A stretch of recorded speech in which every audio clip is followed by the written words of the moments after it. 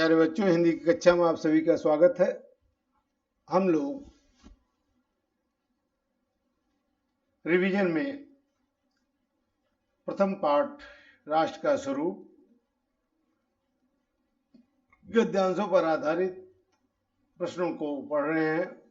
धरती माता की कोख में जो अमूल नदियां भरी हैं, जिनके कारण वो वसुंधरा कहलाती है, यहाँ से लेकर के लास्ट में अतएव हमें उसका ज्ञान होना भी आवश्यक है। उपयुक्त गद्यांश के पाठ और लेखक का नाम लिखिए। रेखांकित अंश की व्याख्या कीजिए। दिन रात बहने वाली नदियों ने किस प्रकार से पृथ्वी की देह को सजाया है।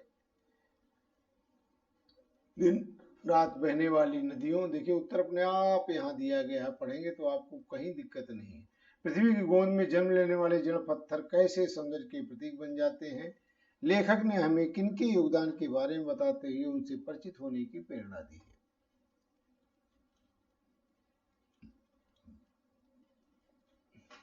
अगला प्रश्न, उत्तर दिया गया है। प्रस्तुत गद्यावतरण हमारी पाठ्य पुस्तक राष्ट्र स्वरूप से लिया गया है। या राष्ट्र का स्वरूप पाठ का नाम, लेखक का नाम वासुदेव शरण अग्रवाल, विद्वान लेखक, ये व्याख्या दी गई है।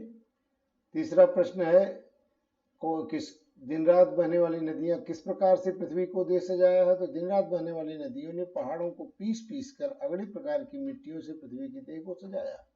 पृथ्वी की गोद में जन्म लेने वाले पहाड़ जल पत्थर कैसे सौंदर्य के प्रतीक बन जाते हैं। पृथ्वी की गोद में जन्म लेने वाले जल पत्थर कुशल शिल्पियों के सवारे जाने पर अत्यंत सौंदर्य के प्रतीक बन जाते हैं।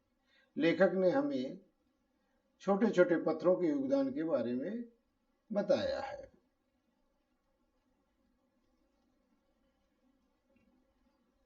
अगला प्रश्न, तीसरा, साहित्य, कला और गीत, नृत्य, आमोद प्रमोद से लेकर के बहुत ही इंपॉर्टेंट है, कई बार पूछा गया है।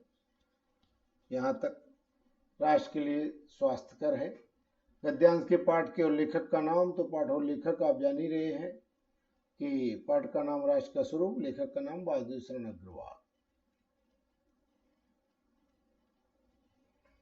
दूसरा, रेखांकित अंश की व्याख्या। रेखांकित अंश की व्याख्या में आप देखें, लेखक कहते हैं कि एक ही राष्ट्र के भीतर अनेक उप संस्कृतियां फलती फूलती हैं। इन संस्कृतियों के अनुयायी नाना प्रकार के आमोदों प्रमोदों में अपने हृदय के उल्लास को प्रकट किया करते हैं। साहित्य, कला, नृत्य, गीत इत्यादि संस्कृत के विविध अंग हैं। इनका प्रस्तुतिकरण उस आनंद की भावना को व्यक्त करने के लिए किया जाता है जो संपूर्ण विश्व की आत्माओं में विद्यमान है। अगला प्रश्न है, किन रूपों में राष्ट्रीय जन अपने अपने मस्तिष्क मानसिक भावों को प्रकट करते हैं। किन किन रूपों में, तो साहित्य, कला, नृत्य, आमोद प्रमोद, अनेक रूपों में राष्ट्रीय जन अपने मानसिक, यहाँ दिया गलती से छप गया, मानसिक, यहाँ प्रश्न में दिया है मानसिक, यहाँ भी मानसिक,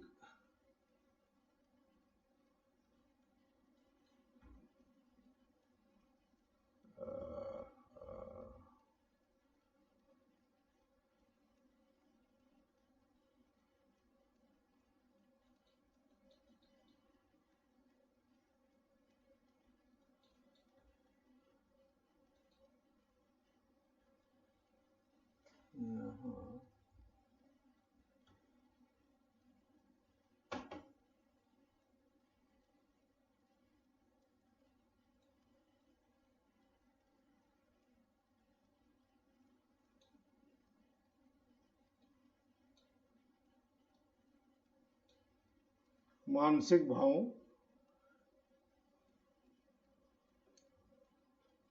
को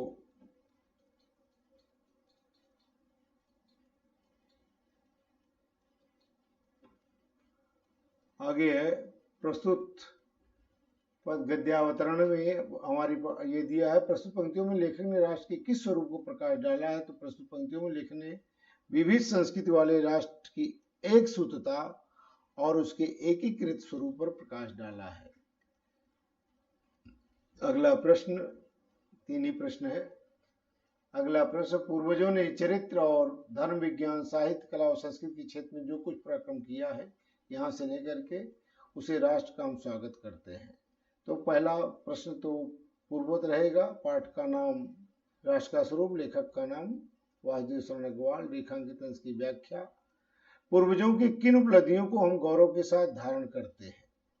तो पूर्वजों की ने चरित्र, धर्म, विज्ञान, कला और संस्कृत के क्षेत्र में जो कुछ भी उपलब्धियां की है उनको हम गौरव के साथ धारण करते हैं। साधारण लिखा है, क्या गलतियां छापते हैं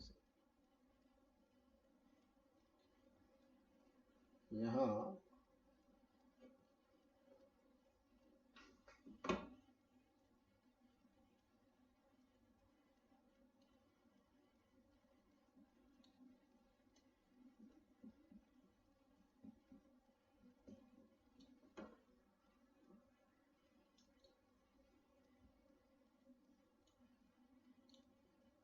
धारण करते हैं।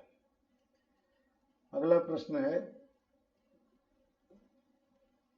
प्रस्तुत गद्यांश का आशय स्पष्ट कीजिए। जहां अतीत वर्तमान के लिए भार रूप नहीं है, वहां जहां भूत वर्तमान को जकड़ कर नहीं रखता वरन अपने वरदान से पुष्कर आगे बढ़ता है, उस राष्ट्र का हम स्वागत करते हैं। प्यारे बच्चों, आप लोग को पहले ही मैंने कई प्रश्नों का अभ्यास करा दिया है। इन प्रश्नों को भी आप साथ साथ देखते रहें और अभ्यास करते रहें। Thank you, all the best.